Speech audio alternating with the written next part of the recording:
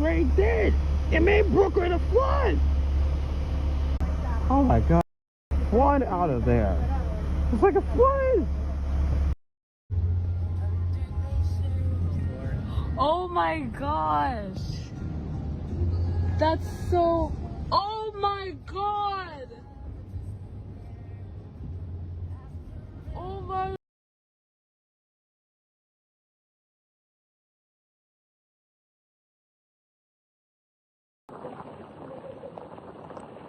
Woo! Look at that. Look at the runoff on this thing.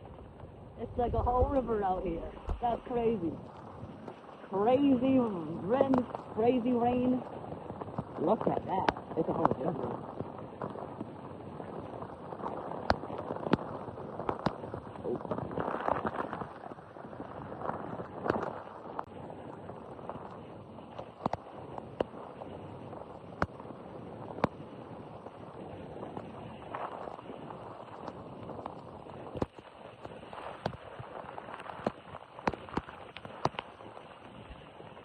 West 10 Walk has become a river, y'all.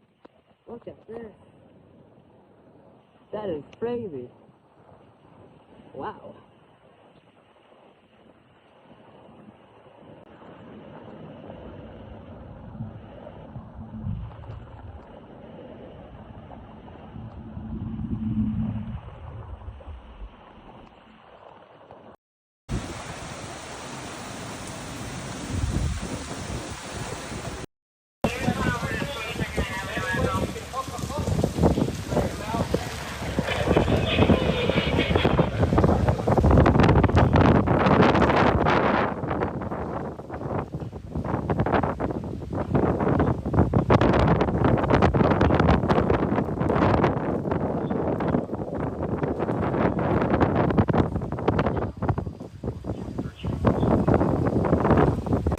It's gonna be okay, Annalisa.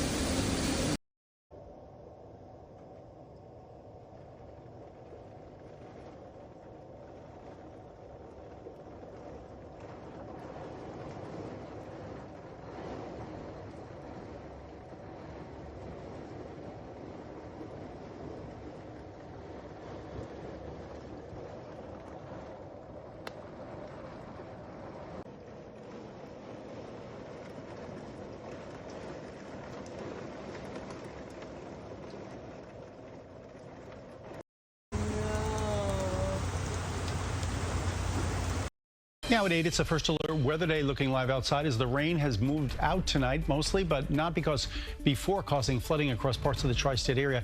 That includes scenes like this one in Hoboken where drivers slowly went through the high water.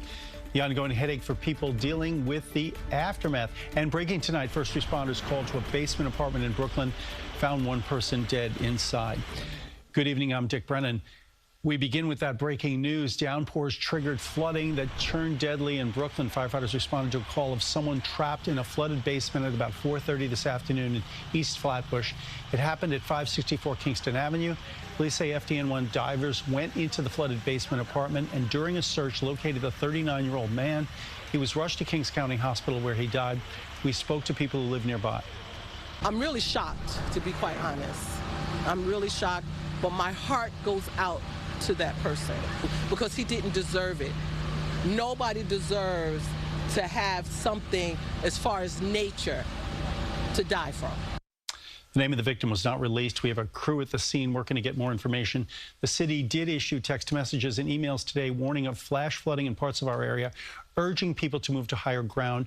New Yorkers must enroll to get these messages by going to Notify NYC. New Jersey also saw flooding today, which has now mostly receded. Navin Dhaliwal is in Hoboken, where some streets were impassable at times.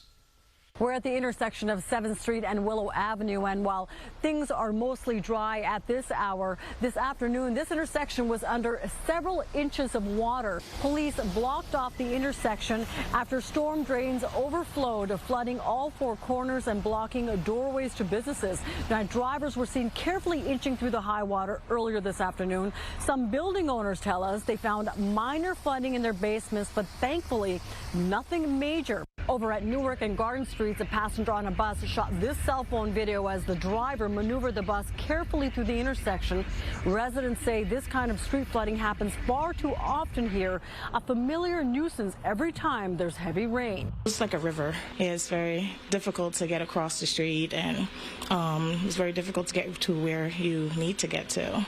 If you have work, you have to call out. It's hard that way, and Terrifying. And it is terrifying, and I have the baby with me, so it's very difficult for me to, get wherever I need to go. For now, the water has receded, but many are calling for better drainage solutions in hopes of this not happening again. In Hoboken, Naveen Dhaliwal, CBS News, New York. The high winds and heavy rain caused trees to come down in Queens, damaging some cars. Adi Guajardo was in Flushing. Hey, Dick, I'm standing in an area where a massive tree came toppling down. You can see how it left this gaping hole right here and really did some damage to this sidewalk right in this area. It's why you see this crime tape blocking off this part.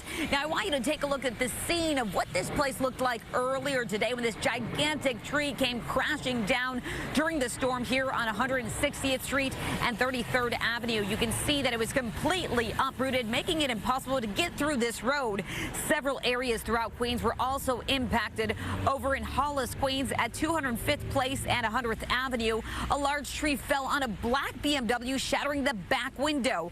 And in Corona, Queens on 47th Avenue and 104th Street, another massive tree was blown over and fell on top of a vehicle.